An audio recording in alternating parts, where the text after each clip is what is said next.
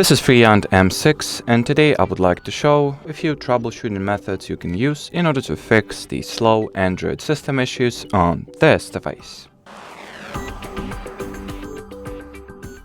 So if your system feels sluggish, slow, or it simply does not run as fast and is not as responsive as it used to be, I recommend that you begin by rebooting your phone, which is going to fix a lot of issues, clear cache, and just overall give your system not that a fresh start, but just overall will reduce the load on it.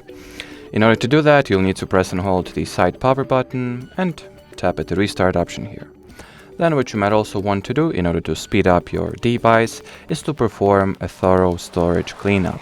The easiest way to do that is to launch the Google Files app that you should have pre-installed on your device, or if you don't, just get it downloaded from the Google Play Store. Here, go into the Clean section and see what storage cleanup measures the Google Files app will come up with, what methods or what cleaning solutions it will suggest. So in my case, it asks me to clean junk files, so I'll do that.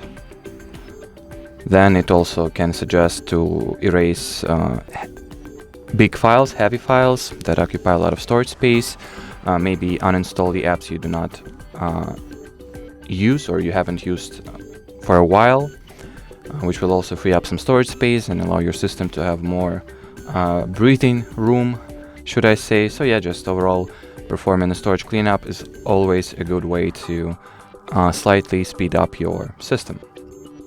And the final advice that will allow you to improve your system performance is the RAM expansion feature. In order to enable it, you'll need to launch the Settings app. Here, enter the Storage section, tap at the RAM expansion, switch on the Memory Fusion, and then confirm the phone restart, so this option will take effect. And well, as far as this video goes, that'll be it. If you have any further questions, leave them in the comment section below this video. But as for now, thanks for watching and bye bye.